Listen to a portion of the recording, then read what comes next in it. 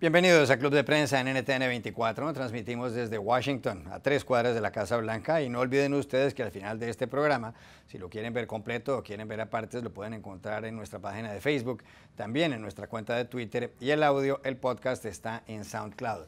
Les doy la bienvenida a los invitados hoy a este programa. En primer lugar, Enrique Gómez Batista, corresponsal del diario O Globo de Brasil. Bienvenido a esta mesa, Enrique, como siempre. Muchas gracias otra vez. María Luisa Rosell, corresponsal de Radioprogramas del Perú. Bienvenida también. Gracias, Juan Carlos. Y Juan Carlos Hidalgo, investigador costarricense del Cato Institute, uno de los centros de pensamiento más conocidos de Washington. Bienvenido a esta casa. Buenos días. A propósito, antes de hablar de Donald Trump y las reacciones con lo ocurrido en el estado de Virginia y de hablar de México, acaba el presidente estadounidense Donald Trump justamente de enviar de hacer un retweet a una especie de caricatura que está ahora en el titular del diario The New York Times. ¿Qué es lo que pasa? Parece que es otra vez algo con referencia a la prensa. Sí, exactamente, Juan Carlos. Bueno, Trump retuiteó y después deletó de su cuenta, retiró de su cuenta de Twitter, pero es raro porque no es una crítica tan sencilla a la prensa, es simplemente un cartoon como se muestra un tren Trump, como que atropellando a una persona que es CNN. O sea, además de ser una crítica feroz a la prensa, a la libertad de prensa, que es malo, vamos a decir, no es un buen momento para hacer bromas con atropellamientos, ¿no? Una mujer murió sábado en las protestas racistas de Charlottesville, atropellado, o sea, eso no es un buen momento para hacerlo, y eso creo que da voz a las personas que creen que Trump indirectamente apoya o incita la violencia en este país, la división, la radicalización de este país. Es malo porque es duplamente un señal equivocado contra la prensa y por eso, por incitar la violencia. Un atropellamiento. Sí. Usted acaba de estar en Charlottesville, justamente. Sí, estuvo ya domingo para hablar con las personas y fue un poco raro sentir ainda cómo la ciudad intentaba tener su vida normal, los restaurantes estaban abiertos, las familias caminando, pero sentimos también la tensión. Por ejemplo, hablé con un de los miembros de la supremacía blanco que me ha dicho, bueno, para ti sería mejor volver a su país, volver a Brasil, está malo acá. O sea, ¿Le dijo usted que por qué no se iba usted a su país? Sí. Sí. O sea, hemos visto que todavía es un problema que ellos no quieren olvidar más, están hablando cada vez más. Creo que siempre hubo racistas, pero ahora están hablando más o más numerosos o tal vez o más abiertos a hablar. Esto creo que es un poco, hay una ligación con este gobierno Trump, porque hay las personas que creen, que defienden esos puntos racistas, creen que tiene voz, que es el momento de hablar, el momento de tomar el país de vuelta, como dicen de nosotros, de latinos, de negros, de judíos, de las minorías, ¿no? O sea, esto es malo y hemos visto que los problemas siguen abiertos y creo, desafortunadamente, que tendremos más conflictos raciales En un momento hablaremos de lo que está pasando en Virginia y del presidente Donald Trump, pero también vamos a hablar de su periódico, de O Globo, y le quiero preguntar a Juan Carlos Hidalgo por eso. O Globo ha estado muy presente, y aquí vamos a hablar de México y de Odebrecht, la constructora multinacional brasileña que está involucrada en una red mundial de sobornos a distintos gobiernos. El diario Globo ha publicado un artículo en las últimas horas que ha sido recogido por otros medios de comunicación y se refiere a Emilio Lozoya, quien fuera presidente de Pemex, la petrolera mexicana, del año 2012 al año 2016. Lozoya es un hombre de 42 años muy cercano al presidente de México, Enrique Peña Nieto. Bueno, ¿qué dice Odebrecht? Trae un artículo titulado, como decía, y el texto, el encabezamiento es Odebrecht apunta a un ejecutivo ligado al presidente de México. Resulta que un antiguo directivo de Odebrecht, Luis Alberto Meneses, ha contado cómo le dio $10 millones en propinas, en sobornos, al señor Emilio Lozoya. La primera parte en el año 2012, cuando estaban en plena campaña presidencial de Peña Nieto, y la idea era precisamente ganarse los favores de Peña Nieto, que Peña Nieto les prestara atención a los señores de Odebrecht. Todo esto porque se pretendían ganarse un contrato, lograr un contrato para una refinería en Tula. El señor Lozoya, además, según ha manifestado el señor Meneses y otros dos directivos, exdirectivos de Odebrecht, que están en este proceso de delación premiada, el señor Lozoya les recomendó que se asociaran con una empresa mexicana, Construcciones Industriales Tapia, y contó incluso en cuáles cuentas bancarias le fueron hechos las transferencias o los depósitos o las consignaciones al señor Lozoya.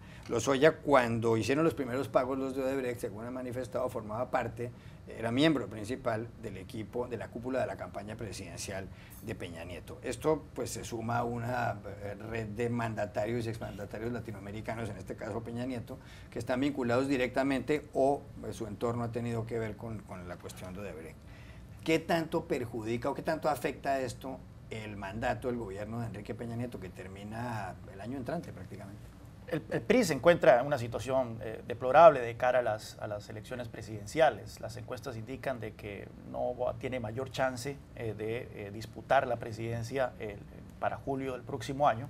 Y precisamente una de las razones es por el tema de la corrupción. El tema de la corrupción ha salpicado de manera generalizada al PRI. Cuando el Peña Nieto regresa el PRI al poder en el 2012, lo presentó como un nuevo PRI, no como los dinosaurios del pasado, sino como un PRI tecnocrático, moderno y supuestamente más transparente. Un amigo mexicano mío me dice que en lugar de ser los viejos dinosaurios de antaño, este PRI resultó ser como el dinosaurio de la nueva película Jurassic Park, ¿verdad? Que es un dinosaurio modificado genéticamente, que es todavía peor que los viejos, porque resultaron ser todavía más corruptos y todavía más mañosos, como decimos, más habilidosos a la hora de ocultar sus actos, sus fechorías. Y efectivamente, este círculo cercano de Enrique Peña Nieto, que se presentó en el 2012, hemos visto a gobernadores que han sido capturados, están prófugos, implicados en lavado de dinero, implicados en narcotráfico, y ahora vemos a esta persona implicada en este escándalo de Odebrecht. Ahora bien, sabíamos que Odebrecht había hecho negocios en México y ya había trascendido de que había pagado coimas en México. Esto es como una regla de dos. Si Odebrecht hizo negocios en un país en América Latina, casi que por autonomía, ¿verdad? Sabemos de que ha incurrido en actos de corrupción. Más cuando las instituciones mexicanas no dan nada que esperar a lo contrario. O sea, no es que México tiene instituciones más fuertes y más transparentes que Brasil o que Perú o que los otros países donde ha habido corrupción. Aquí, entonces, habrá que ver qué tan al tanto estuvo el presidente mexicano de estos actos de corrupción. Ya hemos visto que en el pasado también lo ha salpicado la corrupción con el escándalo de la Casa Blanca, cuando a Luis Videgaray, el ahora ministro de Relaciones Exteriores, también se le comprobó que había recibido una casa también en circunstancias extrañas de parte de un contratista del gobierno. Así que veremos qué tanto lo afecta directamente. El presidente no se va a presentar a elecciones, sabemos que no hay reelección en México, pero sin duda alguna el PRI se encuentra en una situación muy endeble de cara a las elecciones del próximo año, y esto todo ayuda, por supuesto, a quien se presenta por el momento como el favorito, que es Andrés Manuel López Obrador, un populista que se presenta como un candidato de manos limpias, un candidato que va a luchar contra la corrupción y por supuesto un candidato anti-imperialista, con también el factor que lo ayuda, que es un Donald Trump aquí en la Casa Blanca. Peña Nieto, Enrique deja el poder el año entrante. Lozoya, por otro lado, el que fuera presidente de Pemex, ha dicho que todo eso es mentira, que no hay pruebas y que todas las denuncias que ha formulado su periódico, en el periódico en el que usted trabaja, O Globo, son falsas. Pero es tan grave la cosa como dice Juan Carlos Hidalgo, en el sentido de que es como una regla del 3, o como sería un silogismo simple, es decir, si Odebrecht paga sobornos, si Odebrecht hace negocios en México, Odebrecht ha pagado sobornos en México. ¿Es así el asunto? Bueno, infelizmente yo creo que casi sí. Como estaba comentando contigo, creo que hoy tenemos otro punto, además del Chavo del Ocho, que para mí es la cosa más latina que tenemos todos los en continente, todos los conocemos. O sea, el Chavo del Ocho une a toda América Latina. Sí, ahora tenemos otro punto que nos une, que es la corrupción de Odebrecht.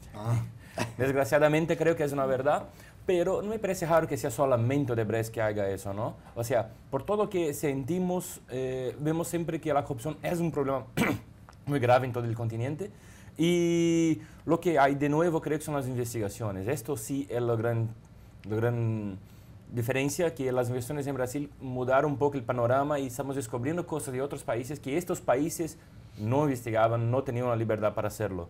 O sea, además que sí, cada vez está más claro que tenemos corrupción y que Odebrecht exportó de Brasil su modelo de corrupción. Es claro que esos países también lo aceptaron porque son países con gobiernos corruptos. O sea, lo gran reto ahora creo que es debatir cómo tratar regionalmente de este problema de corrupción y cómo incrementar, poner más libertad para las investigaciones para que sepamos todo lo que pasa, ¿no?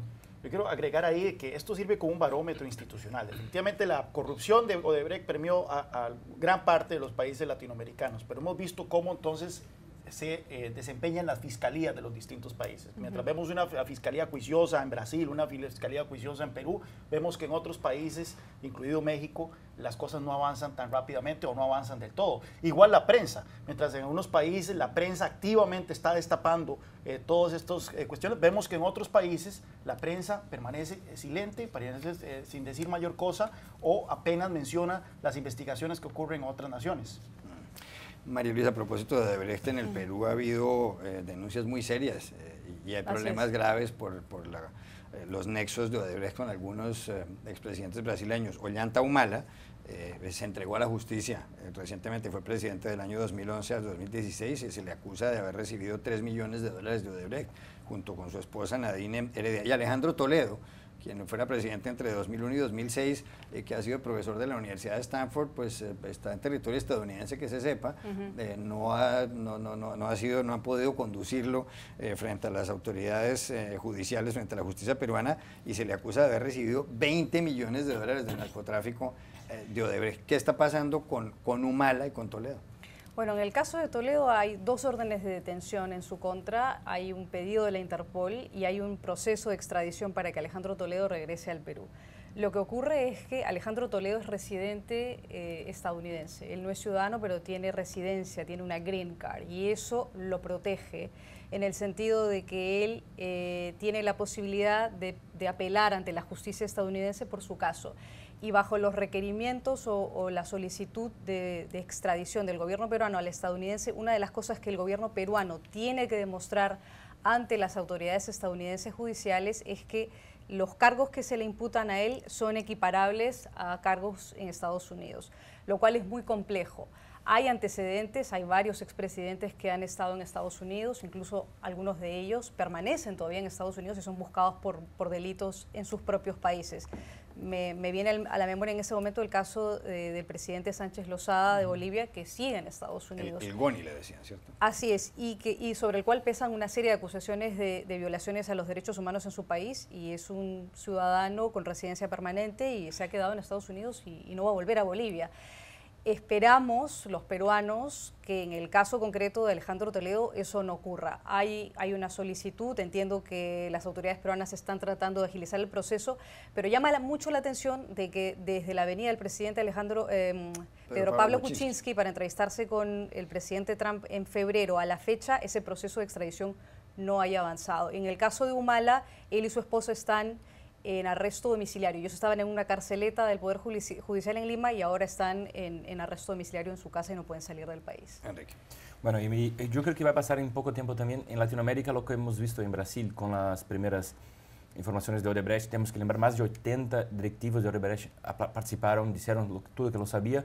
Y en Brasil hubo 2 momentos que es triste, pero es curioso. Es que, primero, que hay muchas denuncias de que algunos funcionarios de Odebrecht pegaban parte del soborno para ellos. Como ese soborno no es un documento abierto, ellos robaban dentro de la empresa.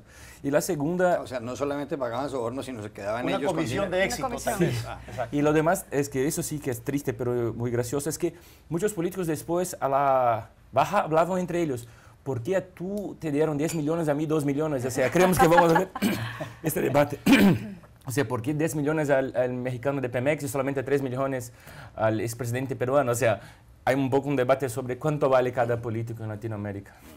Y hay otro asunto sobre esto de la corrupción, Juan Carlos Hidalgo, porque miren, no son solamente Humala y Toledo en el Perú, Ricardo Martinelli, y no me refiero únicamente a Odebrecht, sino también a otras cuestiones de corrupción. El expresidente panameño está requerido por la justicia de Panamá. Se cayó Otto Pérez Molina, el que era presidente guatemalteco, por unos escándalos en los manejos del dinero en las aduanas. En El Salvador ha habido presidentes con problemas, Saca y Mauricio Funes.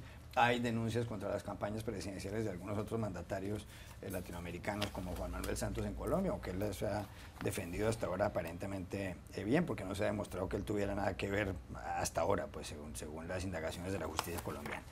Cambio de asunto para hablar de México también, y el diario El País de Madrid reproduce las conclusiones de un estudio hecho para la CEPAL por Miguel del Castillo, y dice que en México el 1% de los ciudadanos más ricos, más acaudalados, poseen el 30% de la riqueza nacional, y que en México, por otra parte, 1 de cada 5 habitantes y México es un país de alrededor de 130 millones de personas, 1 de cada 5 pasan hambre y el salario mínimo es de 4,5, $4.50 al día.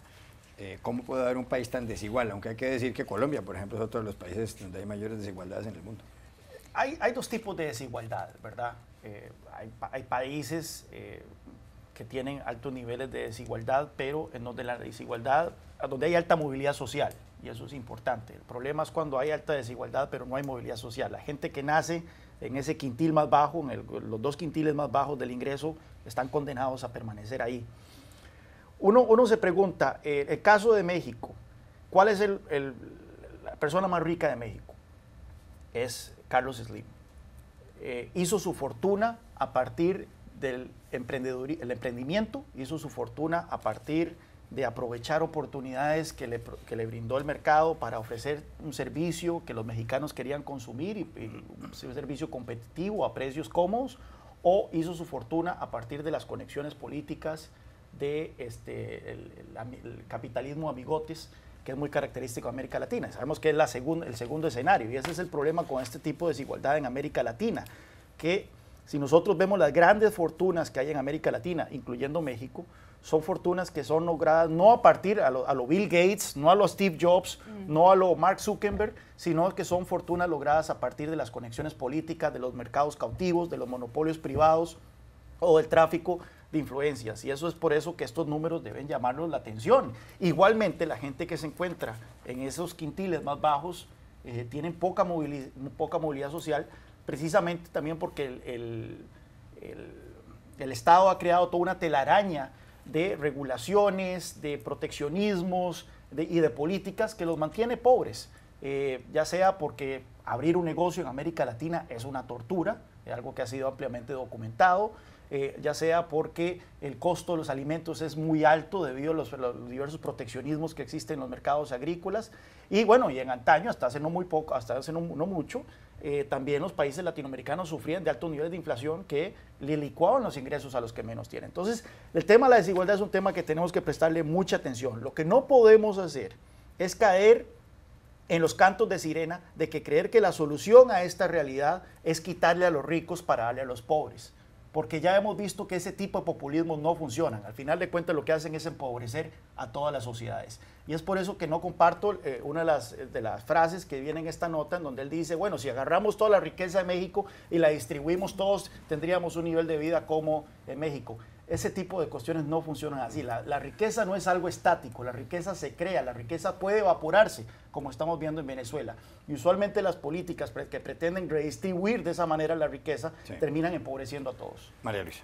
Una de las cosas que llama la atención de este informe preparado por este economista para la CEPAL es que el número de mexicanos pobres aumentó, que el número de mexicanos ricos aumentó, que el nivel de la riqueza de ese pequeño porcentaje de mexicanos aumentó. Sin embargo, la proyección económica del crecimiento del país, de México como país, es muy baja. La proyección que entregó Fondo Monetario Internacional y el Banco Mundial a inicios de este año era de 1%, menos o casi el 1.2%. Con lo cual quiere decir que la concentración, confirmando un poco lo que decía Juan Carlos, la concentración de muy poco dinero, muy poca riqueza en muy pocas manos y la falta de políticas públicas de parte del gobierno mexicano para hacer que sus ciudadanos tengan mayor posibilidad de acceso a posibilidades de acceso crediticio, a posibilidades de acceso para tener otros recursos, otras formas de generar ingresos, y también la informalidad que hay en el mercado mexicano. Es decir, hay muchos mexicanos que trabajan de manera informal, que es un caso muy parecido al peruano, y que generan recursos sin pagar impuestos al fisco, y además que no tienen capacidad de educación, que viven en índices de pobreza muy grandes en lugares donde son muy ricos. Yo tuve la oportunidad de ir hace muy poco a México, estuve en la zona de Cancún, y la verdad es que contrasta mucho salir de la parte del confort de los hoteles y la cantidad de hoteles que hay en esa zona de la Riviera Maya a la otra realidad de Cancún, que es una realidad muy pobre, un poco parecido a lo que pasa a veces en Cartagena, en Colombia, que es bastante distinto. Son dos Méxicos muy distintos. Enrique Gómez Batista. Bueno, yo creo que sí que hay desigualdad, pero creo, Juan Carlos, que sí que tenemos que intentar enfrentar eso.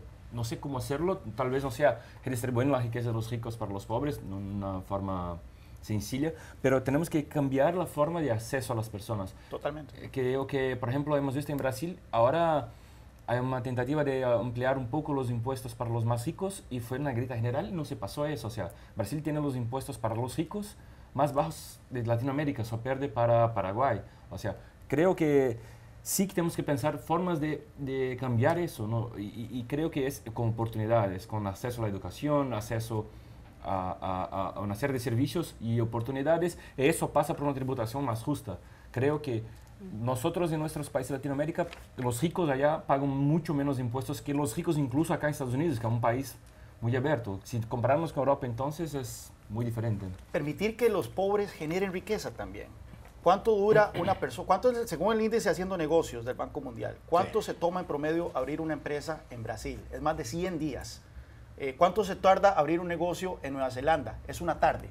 Es decir, si usted es una persona en un país desarrollado y usted quiere hacerse rica, usted pone un negocio. En América Latina usted tiene que ser rica para poder hacer un negocio, porque solo los ricos pueden tener acceso a pagar los abogados, pagar los contadores, pagar toda la burocracia que se requiere poder abrir un negocio de manera formal. Y es por eso que 1 de cada 2 trabajadores en América Latina está en el sector informal, y ya estando en el sector informal están condenados entonces al Claro que subdesarrollo. también puede uno comprar la lotería, por ejemplo el Mega Million aquí en Estados Unidos, y se está comprando en América Latina, juega hoy $430 millones. ¿No? Esa es otra alternativa, pero es verdad que es complicadísimo uno abrir un negocio en América Latina, es triste. Estamos hablando mucho de corrupción, y para la sección en palabras les tengo una gran frase, y aquí está. Juan Carlos Hidalgo decía: el entonces presidente colombiano Julio César Turbay Ayala, que estuvo en el poder entre 1978 y 1982, una frase de la cual se burlaban todos los colombianos, y hoy, varias décadas después, dicen que de pronto tenía razón. Decía Turbay: hay que reducir la corrupción a sus justas proporciones. Juan Carlos Hidalgo. Tal vez pensar en un mundo sin corrupción es muy ilusorio. Nosotros vemos incluso en los países más transparentes y más desarrollados hay corrupción. Vemos que ahora el primer ministro japonés está envuelto en un caso de corrupción. El primer ministro israelí también está siendo investigado. La casa de los lores en el Reino Unido también ha tenido problemas de corrupción. Así que pensar que en América Latina vamos a hacernos de la corrupción, no. Pero tal vez reducir a sus justas proporciones, sí. María Luisa Rosa. El fiscal Rodrigo Janot, el fiscal general de Brasil, estuvo hace unas semanas acá en Washington, y una de las frases que dijo en una de sus presentaciones aquí fue que una de las cosas más importantes es lograr que la justicia, digamos que la fiscalía sea independiente en cada país de América Latina, que es el caso brasileño, y también que las empresas privadas desarrollen modelos de ética y de conducta para evitar ser sujetos de corrupción. Enrique. Bueno, el exgobernador de Río de Janeiro, que está en la prisión con más de 14 acciones por corrupción de Lava Jato, ponía el apodo en la taja de corrupción que ponía de taja de oxígeno. O sea, tal vez sea oxígeno que infelizmente el gobierno de todos los mundos necesitan todavía para funcionar, es la corrupción. Ya regresamos a Club de Prensa. Volvemos a Club de Prensa en NTN 24 desde Washington. Enrique, acaba de volver usted de Charlottesville, del estado de Virginia, aquí al sur de Washington, en donde el sábado hubo un hecho dramático, y tiene que ver con que inicialmente se había convocado una manifestación por parte de supremacistas blancos. Entre ellos había representantes de Ku Klux Klan, un grupo racista fundado a mediados del siglo XIX, y estaban protestando porque se iba a retirar de una zona de la ciudad una estatua del general Robert Lee. El general Robert Lee era el comandante de las tropas del sur de los estados esclavistas cuando la guerra civil estadounidense, que empezó en 1861, cuando fue elegido presidente de este país Abraham Lincoln, y que terminó en 1865 con el triunfo de los estados del norte y por supuesto la derrota de los estados que estaban a favor de la esclavitud. Bueno, hubo una contramanifestación, hubo otra gente que se les enfrentó a los supremacistas blancos, a los racistas, y vino lo que ha visto mucha gente en televisión, y es que un joven de 20 años, neonazi, atropelló a la multitud, mató a una mujer, y posteriormente el presidente Donald Trump, el presidente de Estados Unidos, desde su club de golf en el estado de Nueva Jersey, en donde está tomando vacaciones, dijo que aquí había habido, que él condenaba la violencia, una violencia que tenía origen en distintos lados, que era una violencia proveniente de distintas orillas. Hubo grandes críticas a Trump, y ayer, para algunos, rectificó, dio una declaración en la Casa Blanca antes de ir a Nueva York, y dijo que eran repugnantes estos actos racistas y que él condenaba expresamente a los miembros y pronunció las 3 veces la letra K del Ku Klux Klan, a los supremacistas blancos y demás. Hoy hay columnas también quejándose de esa supuesta rectificación de Trump, lo que consideran algunos fue una rectificación. Una columna de Paul Krugman, el premio Nobel de Economía, el profesor de Princeton, que dice que Trump no es americano, no es estadounidense, por un lado. Y el editorial del periódico The New York Times dice que Trump se quedó corto, que nadie le puede creer de esa manera como él quiso matizar lo que había dicho 24 horas antes. ¿Cuál es su parecer, sobre todo usted que viene con la sensibilidad de haber estado en Charlottesville? Bueno, primero eso, que sigue muy abierto, muy pendiente este tema, o sea, es un problema y que sí, este problema creció con el gobierno de Trump, se quedó más radical. Y ayer hablé con unas personas, también hablé con Vanita Gupta, que es una directora, una activista de los derechos humanos, y que me dijo una frase que fue muy fuerte para mí, que ha dicho, es muy triste vivir en una sociedad donde el hecho del presidente americano condenar el racismo es noticia. O sea, eso no podría ser noticia hoy. El cierto es, esto debe ser normal, debe haber sido hecho el sábado. Y ella concluye diciendo que en verdad no fue suficiente, no fue efectivo, porque son palabras que parecen vacías por todo lo que ha hecho. Primero porque el mismo día, ayer, antes de hablar sobre condenar de forma efectiva el racismo, los supremacistas blancos y neonazistas, ha dado una polémica con un presidente de una compañía americana que es negro, que salió de un consejo de empresarios por estar en contra de Trump. ¿Por qué? Porque también mantiene su política de hablar cosas que dividen el país, porque mantiene en su gabinete personas que tienen histórico de ligaciones con supremacistas blancos. Como Stephen Bannon, que es uno de sus principales consejeros. O sea, solamente palabras no van a cambiar. Y si hace falta que más que eso, actitudes o proyectos que empiecen de verdad a intentar que Estados Unidos pacifique sus relaciones. Tenemos que saber que son problemas de siglos que no será resuelto en un mandato, pero no podemos retroceder y creo que esto es un problema. Estas frases no son efectivas y no condicen con lo que Trump piensa. Se parece muy fuerte que él fue presionado a decirlo y que no cree en lo que está diciendo ahora de condenar de forma tan efectiva a los supremacistas blancos. Y por último, creo muy fuerte que una semana que habló tan fuerte contra Corea del Norte, que habló tan grosso con Venezuela, sea tan condecible, tan condescendiente, complaciente o tolerante. Con los supremacistas blancos. ¿No? ¿Cómo es la frase que le dijeron? Es muy triste que la condena al racismo por parte de un presidente, es muy triste vivir en un país donde la condena al racismo por parte del presidente sea noticia. Exactamente. Usted mencionaba al principio del programa que alguien en Charlottesville le dijo que usted por qué no se iba a su país. ¿En qué contexto se lo dijo? ¿Por qué se lo dijo? Bueno, yo estaba intentando entrevistar personas del movimiento de supremacistas blancos, todavía no querían hablar mucho, creo, y encontré con él que estaba sacando fotos junto a la estatua, y fui a hablar con él, y él ha dicho que quería poner muy claro que su posición, que no hacía parte de ningún grupo, estaba allá personalmente, vivía en Carolina del Norte, uno de los puntos donde hay más supremacistas blancos en Estados Unidos, y que estaba allá porque crees que tiene que defender su herencia, su cultura, que tiene derecho ese es su punto de vista, que como blanco también tiene su historia, que no puede olvidarla. Decía mucho en Dios, era un tipo muy religioso, e inclusive muy amable, intentó hablar portugués conmigo, habló palabras en español, o sea, era un tipo muy tranquilo, o sea, tomamos un café juntos, y me ha dicho que cómo puede amar a otras personas si no ama a sí mismo y si vive una sociedad en que todo el sistema intenta hacer con que él tenga vergüenza de lo que es, lo que fue.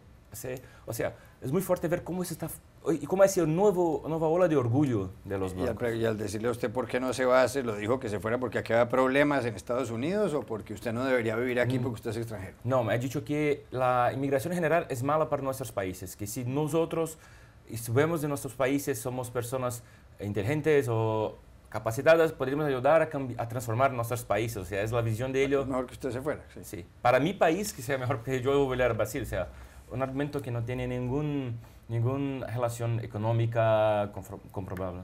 María Luisa Rosell. Bueno, yo creo que un poco el testimonio que recogió Enrique, los testimonios que leemos, que estamos viendo en televisión, que escuchamos en radio, un poco corroboran el sentimiento un poco que hay en un grupo de gente de los Estados Unidos y que con la demora del presidente en reaccionar y condenar de manera inmediata y tajante y clara el día sábado, lo que hace es que crea un marco de duda sobre realmente cuáles son los valores del presidente Donald Trump. Y la columna de Paul, precisamente la columna de Paul Krugman hace un poco cuestión de eso, pone en tela de juicio un poco cuáles son los valores que tiene el presidente de los Estados Unidos, cuál es el Estados Unidos que Donald Trump ve y cuál es el verdadero Estados Unidos en el que caminamos y vivimos todos los días las personas que vivimos en este país. Y claramente hay un día y una noche entre las dos posiciones. Krugman pone de manifiesto lo que son los valores estadounidenses como la cosa primordial de ser estadounidense. Los valores, los derechos, qué es lo que une a los ciudadanos de este país, más allá del color de la piel o los orígenes de tus ancestros. Eso es lo que dice básicamente su columna. Pero cuando uno escucha al presidente de Estados Unidos desde antes que fuera candidato, durante su campaña electoral y ahora como presidente posesionado en funciones en la Casa Blanca, lo que uno escucha es totalmente distinto. De hecho, fue él el que cuestionó el origen de Barack Obama, si era realmente estadounidense, si es que había nacido, aquí en Estados Unidos. La otra cosa que yo creo que es muy lamentable es que la demora del presidente de Estados Unidos en condenar tajantemente estos hechos de Charlottesville, lo que ha hecho es envalentonar más, darle más cabida, más valor, de alguna manera validar algunas de las cosas que dicen estos grupos supremacistas, ya sea Ku Klux Klan o neonazis o como se le quieran llamar. Hay más o menos 1000 de estos grupos que han surgido hasta la fecha. Y ellos se sienten ahora representados, sienten que hay una voz en la Casa Blanca que de alguna manera los representa. La demora de Trump en condenarlos lo que ha hecho es darles mayor valor y mayor, digamos, que tengan un poco más de tolerancia dentro del espectro político estadounidense, que es algo que nunca se había visto en Estados Unidos. No es nuevo que hayan protestas en la zona del sur de los Estados Unidos o en otras partes de Estados Unidos. No es nuevo que haya racismo en Estados Unidos, eso lo sabemos todos. Lo que es nuevo es que un presidente en funciones en Estados Unidos se demora en condenar el racismo en Estados Unidos, y eso creo que es lo más peligroso. Esta mañana entrevistábamos en RCN Radio de Colombia a Ilia Calderón, presentadora del informativo, del noticiero de los fines de semana, con Enrique Acevedo en la cadena colega Univisión. Ella nació en el departamento del Chocó, en la costa pacífica, del territorio colombiano, donde la mayor parte de la población es negra. Ella es negra, ella misma usó la palabra negra para definirse a sí misma, porque en Colombia no tiene una mala connotación decir que alguien es negro o negra, no es como aquí en Estados Unidos. Y fue a hacer un reportaje con camarógrafos estadounidenses y con algunas otras periodistas hispanas. Ella era la única de color, con unos supremacistas blancos, y la insultaron y la gritaron, y realmente pasó momentos de mucho miedo. Juan Carlos Hidalgo. Sí, yo tengo 15 años aproximadamente, con una interrupción de 2 años, pero 15 años de vivir aquí en Estados Unidos y no había visto esto. Efectivamente, como mencionabas, los grupos racistas no son nada nuevo. Sin embargo, se sienten envalentonados efectivamente por la presencia en la Casa Blanca de un presidente que abiertamente los abraza, por lo menos, o pasivamente los abraza. Y que sus allegados cercanos también tienen una clara afinidad a estos grupos. Ayer estaba viendo, y esto es una cuestión que ha venido en cocimiento lento, siempre se ha hablado del silbato de perro, ¿verdad?, con el que algunas figuras en Estados Unidos hacían acercamientos o le lanzaban mensajes a estos grupos neonazis y a estos grupos supremacistas blancos. Pero siempre silbato de perro, es decir, había que tener un oído muy fino para discernir el mensaje que iba ahí. Pero ahora ya vemos que esto ya no es un silbato de perro, es una corneta, lo que muchos de estos grupos utilizan. Y anoche estaba viendo un video muy interesante de la cadena Fox. Ustedes saben de que Bill O'Reilly, que era su principal comentarista, el programa de Bill O'Reilly era el más visto en Estados Unidos, tuvo que renunciar este año debido a denuncias de acoso sexual, sí, y fue reemplazado por Tucker Carlson. Tucker Carlson es un tipo joven que ha sido un comentarista conservador por muchos años, que por muchos años fue bastante serio, pero que ahora, desde su nueva vitrina, que es sustituyendo a Bill O'Reilly, está usando una corneta abiertamente para hablar sobre estos temas de herencia blanca, de herencia europea, ataque no a la inmigración ilegal, que era lo que hacía Bill O'Reilly. Bill O'Reilly siempre separaba entre inmigración ilegal e inmigración legal, sino de inmigración en general, de que los inmigrantes no deberían ser bienvenidos, de que están detrás del crimen, detrás de las drogas y demás. Entonces hemos visto efectivamente una transformación en el discurso político de este país. Y es interesante porque estos grupos se presentan como que están siendo atacados, como que están a la defensiva, cuando el 75% del país sigue siendo blanco, cuando vemos la conformación de la Corte Suprema sigue siendo mayormente hombres blancos, cuando vemos el Congreso siguen siendo mayor hombres blancos, cuando vemos que la Casa Blanca está tomada por uno de ellos. Entonces, llama la atención esto. Tal vez son patadas de ahogado, como decimos en Costa Rica, ¿verdad? Que es pateleos efectivamente de una generación que avisora que en el futuro está de salida, pero sin duda alguna es preocupante ver esta violencia y es preocupante ver que el presidente de Estados Unidos la condona de una manera pasiva. Claro que es curioso, este año por primera vez en la historia de la Universidad de Harvard, la más antigua de Estados Unidos, fundada en 1636, la mayor parte de los estudiantes que han sido aceptados, que han sido admitidos, no son blancos. Por primera vez, pero eso es obvio en un país donde ha ido aumentando la inmigración. De todas maneras hay que recordar que uno de los grandes sabios anglosajones, el doctor Johnson, el doctor Samuel Johnson, en el siglo XVIII decía el nacionalismo es el último refugio de los canallas. Ya regresamos a Club de Prensa. Volvemos a Club de Prensa en NTN 24. Hay noticias, Juan Carlos Hidalgo, de la Argentina. El domingo pasado, hace 48 horas, tuvieron lugar en ese país las elecciones PASO. Es una sigla que quiere decir primarias, abiertas, simultáneas y obligatorias. Y son, como han dicho muchos argentinos, una especie de gran encuesta, porque la idea, esto es un primer paso para ver qué va a ocurrir, cuáles candidatos van a llegar a las elecciones legislativas del 22 de octubre, donde se renueva la mitad de una Cámara y un tercio de otra Cámara, la Cámara de Diputados y el Senado. Pero los ojos estaban puestos, todas las miradas estaban puestas en la provincia de Buenos Aires, donde hay 16 millones de personas, 15 millones de personas, y donde se presentaba como candidata Cristina Fernández de Kirchner, quien fuera presidenta argentina, y quien fuera además primera dama, porque su esposo, que ya falleció, Néstor Kirchner, también fue presidente argentino. Escrutado algo más del 95% de los votos y fue declarado empate técnico, Esteban Bullrich, el adversario de ella, uno de los adversarios en esta competencia del grupo Cambiemos, oficialista, un hombre que apoya a Mauricio Macri, el presidente, obtuvo el 34,19% de los votos y Cristina Kirchner el 34,11% de los votos, una diferencia muy pequeña. La señora Fernández de Kirchner ha dicho que deberían pisar el acelerador y dar los resultados concretos muy rápido. Esto puede que no cambie mucho las cosas, pero ¿tiene razón ella? ¿Puede haber algo raro en esas elecciones o es simplemente un argumento político que ella es el que está esgrimiendo ella para llamar más la atención? No, esto es un argumento político tendiente a manchar un poco la reputación del gobierno de Macri, da la impresión de que hay algo fraudulento detrás del conteo de estos votos, cuando ha sido usualmente lo que ha ocurrido en las últimas PASO, ¿verdad? Que se toma un tiempo principalmente en la provincia de Buenos Aires. La provincia de Buenos Aires tiene un tercio de los votantes. Recordemos de que estas primarias es un invento argentino muy reciente y no es el resultado final. Simplemente es un termómetro de cara a la elección verdadera de octubre. Aquí la gran interrogante era cómo le iba a ir a Cristina en la provincia de Buenos Aires, que ha sido un bastión peronista, ha sido un bastión del kirchnerismo. Ella personalmente en las elecciones siempre iba creciendo, ¿verdad? En esta provincia cada vez que se presentó como candidata a la presidencia. Y ahora la pregunta era si podía relanzar su carrera política desde la provincia. Tenía enfrente a una figura que no es muy carismática, que es Bullrich, que fue exministro de Educación, y entonces las encuestas decían, que no son muy fiables, las encuestas decían que iba a ganar aproximadamente por 4.5 puntos porcentuales, pero ya vemos que más bien va a haber un empate técnico básicamente entre los dos.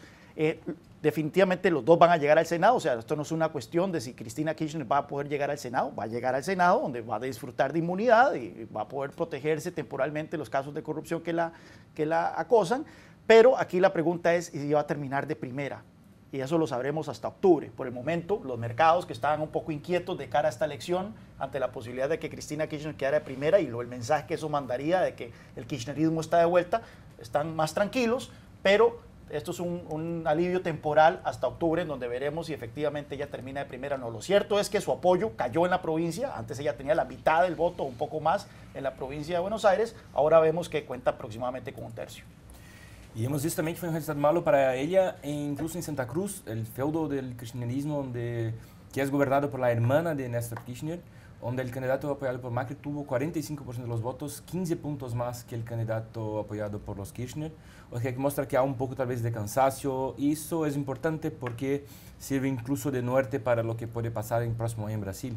Hemos visto que está cada vez más fuerte, que Lula quiere volver a presidencia, y hemos visto cómo será que la población vaya a reaccionar a la vuelta o no de estos líderes que gobernaron nuestros países en pasado. O sea, es importante, creo, también por un señal para toda la región.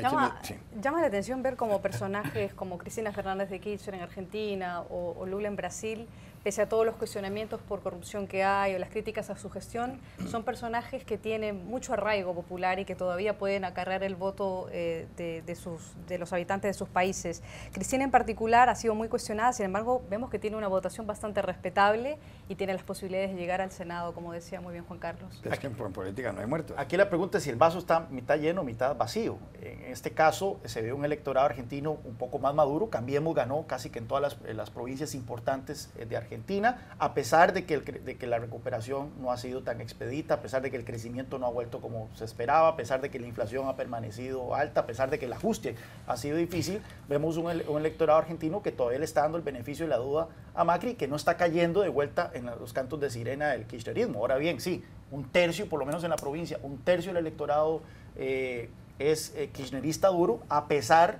de todas las denuncias de corrupción tan groseras que han sido expuestas en los últimos meses en ese país. Ya regresamos a Club de Prensa. Volvemos a Club de Prensa en NTN 24, último minuto y medio. Ahí, hasta hace pocas horas, Despacito, el video de la canción de Luis Fonsi, era la más vista en la historia, el video más visto en la historia, pero acaba de superarlo un colombiano, J Balvin, con Mi Gente.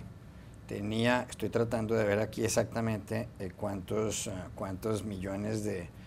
El video lo han visto 395.468.524 personas. Mi Gente. Y aquí me dice Vanessa Yaxis, la corresponsal de Antena 3 Televisión, que está aquí detrás, que es española, me dice que hay que recordar Macarena de Los del Río y tal. ¿Ha visto usted Mi Gente de Balvin o Despacito o no? Sí, yo vi para venir para acá y ayudé a que el video batiera el récord. Y bueno, es un tubillo que mezcló reggaetón, o sea, este es el momento del reggaetón, creo, y es un fenómeno latino, ¿no? Como nuestros países van mal en economía, en política, la cultura... Bien la música. Sí, van bien la música. Bien la música. María Luisa Rosa. Lo curioso es que, por ejemplo, en el caso de Despacito se escuchó muchísimo en las radios de habla en inglés en Estados Unidos, que es un fenómeno inusual.